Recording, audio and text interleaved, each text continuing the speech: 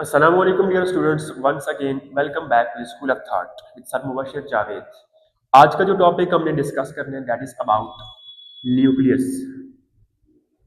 ठीक है, हम सेल ऑर्गेनेल्स को डिस्कस कर रहे थे। हमने माइटोकॉन्ड्रिया को डिस्कस किया, centrioles, cytoskeleton, microtubules, plastids, ribosomes, Golgi bodies, lysosomes. ठीक है, सबको डिस्कस कर लिया। आज डिस्कस करेंगे न्यूक्लियस को। देखिए, न्यूक्लियस अगर मैं कहूँ कि controlling centre of the cell, ठीक है, तो कोई गलत बात नहीं होगी।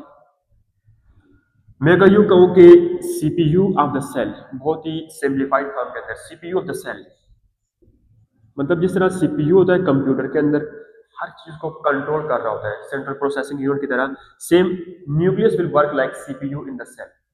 ठीक है, अब ये क्या कर रहे हैं, हमारे पास जो न्यूक्लियस है बेसिकली यहीं पे सारे के सारे केमिकल रिएक्शंस हो रहे हैं, मेटाबॉलिज्म यहीं पे हो रहा है। ठीक है, बाकी सेल की जितने भी रिएक्शंस हैं in terms of reproduction, in terms of growth, in terms of जितनी भी बॉडी एक्टिविटीज हो रही हैं, सारी की सारी मॉनिटर कंट्रोल कहाँ से हो रही है, हमारे पास न्यूक्लियस से हो रही है। दैट्स व्हाई हम कहते हैं कंट्रोल सेंटर सेल का बहुत ही इंपॉर्टेंट कंपोनेंट है। अब this nucleus is composed of basically nuclear membrane,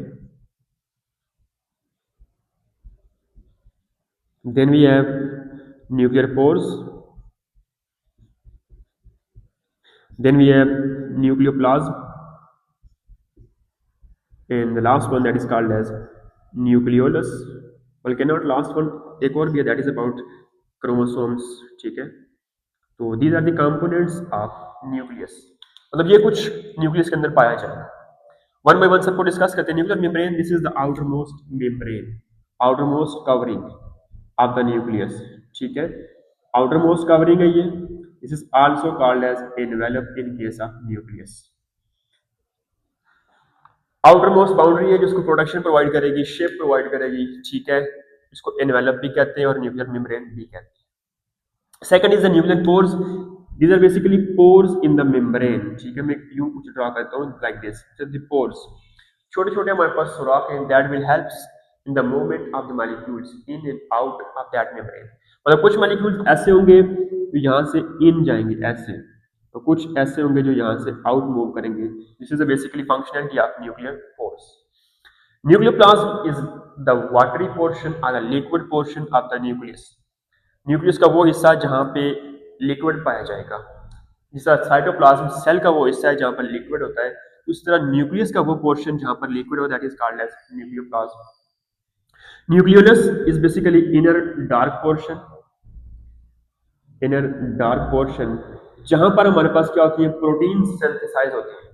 ठीक है, सिंथेसाइजेस प्रोटीन्स,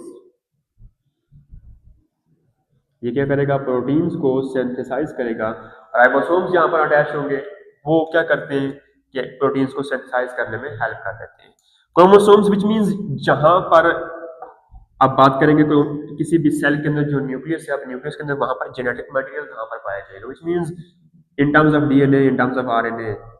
ठीक है, क्रोमोसोम्स जब वो प्रॉपर एक फॉर्म के अंदर अपीयर होंगे, ठीक है, तो दैट इज अबाउट क्रोमोसोम्स के जो जेनेटिक मटेरियल है किसी भी सेल का, जिसकी बेस के ऊपर सेल, जब फॉर एग्जांपल बात करेंगे इनहेरिटेंस की, जब वो पेरेंट्स टू ऑफस्प्रिंग ट्रांसमिट होता है तो वहां पर वो सिमिलरिटीज या वेरिएशंस, वो डिफरेंसेस कहते हैं, वो शो करता है बेसिकली वो इन टर्म्स ऑफ क्रोमोसोम्स।